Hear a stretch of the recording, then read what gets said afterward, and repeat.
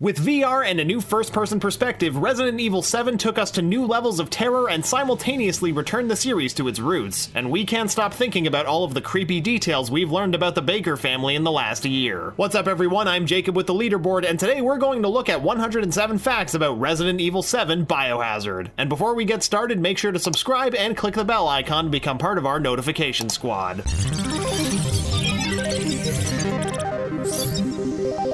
Resident Evil 7 is the 12th main entry in the series and the 31st overall for the Resident Evil franchise if we include things like mobile games and pachinko machines. For those who don't know, main entries without numbers include fan favorites like Code Veronica. Despite fantastic sales, Resident Evil 6 had a very mixed reception among fans and developers since coming out in 2012. Many feel that Resident Evil 5 and 6 pushed the game too much toward blockbuster moments. Resident Evil 7's director, Koshi Nakanishi, felt somewhat sad that fans had accused Resident Evil of losing its identity in the past. The developers and producers at Capcom wanted to move away from the epically monumental scale of previous games because they felt it made it harder to feel real fear or terror. In the search for a new game, many of the original pitches for Resident Evil 7 were scrapped. Eventually, the developers decided to take a new direction, reducing the game back to its core values. In their new direction, developers of Resident Evil 7 decided to bring the survival horror elements of the original games back to the forefront. Besides renewing the focus on atmosphere and scares, the developers made a conscious decision to drop macho superhero characters like Chris Redfield and Leon Kennedy, worrying that their character traits necessitated the epicness of previous stories. Jun Takeuchi, executive producer, told the developers that the motif of this new game should be based on the atmosphere of the cult classic horror film Evil Dead. Takeuchi also compared the game to suudon, which is a dish made of just noodles and soup, the idea that you enjoy the base flavors of these items without any extra trimmings. Similarly, he felt the new Resident Evil had to be as pure and unadorned as possible. You might recognize Takeuchi's name from previous Resident Evil titles. He was the chief producer on Resident Evil 5, and he's been working for Capcom on Resident Evil since the first entry. He said that the company returned to many of the practices it was using during those early days for Resident Evil 7. After rewatching Evil Dead, game director Koshi Nakanishi was inspired by the intimate atmosphere, the single location, and the fact that it only involved about 6 or so characters. In an interview, Nakanishi said, quote, "The atmosphere of 70s, 80s American horror movies, that lonely house out in the fields or in the middle of nowhere in the countryside where there's nobody to call for help, that was a big influence on us choosing the southern United States setting for the game. It feels so helpless and isolated," end quote. Nakanishi has also cited the Texas Chainsaw Massacre as a major inspiration, which is pretty obvious if you've played the game. Developers viewed this revamp as combining classic-style Resident Evil with modern cutting-edge technology. In this way, it was less about changing things and more about returning to what they do best. Before creating a demo, Takeuchi asked developers to create a short pitch film to showcase the first-person perspective and jump scare aspects of the game. The film was so effective that it legitimately terrified several young staffers when it was screened for Capcom's Western offices. When developers in Japan watched their frightened reactions, they knew they were on the right track. Creators experimented with various gameplay mechanics during development, including zombies who reacted to breathing. To get past them, you had to hold down a button during certain sequences to hold your breath, and obviously there was a limit to how long you could hold it in. While this was a fun idea in theory, during testing, Capcom found that people also held their own breath when holding down the button. Though developers loved the feature, they were worried that doing that for 15 hours might give people hypoxia, so the feature was nixed. Problems were met at E3 in 2014 when the cancelled Guillermo del Toro Hideo Kojima's Silent Hills games was announced, and its demo PT was released. Because of the similarities like VR and first-person perspectives, there were internal fears at Capcom that the game would be seen as a rip-off. However, Capcom knew that they had been developing the game long before the presentation, so they continued onward. For the next couple of years, producer Masashika Kawata was quick to inform people that Resident Evil 7 was in development long before PT, so there was not an attempt to steal any ideas. However, these claims were later complicated when Capcom hired Jordan Amaro, a designer who had previously worked on PT at Kojima Productions. Capcom promised that the hire was purely coincidental. At E3 in 2015, Capcom presented a first-person horror VR demo called Kitchen, which ran on the new RE engine. This was meant to evaluate the engine's capabilities and how the game's concept would be perceived by the public. While many people didn't realize that Kitchen was related to Resident Evil 7 until much later, the logo for the demo clearly had a 7 in the letter T. Hindsight's 2020, I guess. Designers would later incorporate this idea into the design of the game cover. You can find the Roman numeral 7 in the word evil in the Western design, and an Arabic numeral 7 as the Z in the word Biohazard in the Japanese design. The new RE engine allowed the studio to build assets using photogrammetry, a process in which things are photographed from various angles to be reproduced as a digital 3D model. This process was faster, cheaper, and produced better quality results than creating people and objects from scratch. However, this also meant that many items had to be physically made by designers to be scanned via photogrammetry. Some of the game's meatier qualities were were actually made from scans of meat models obtained from various animals. Amusingly, Capcom did an exhibition for Resident Evil in London in 2012 that also involved meat models, so this is something that they've been doing for,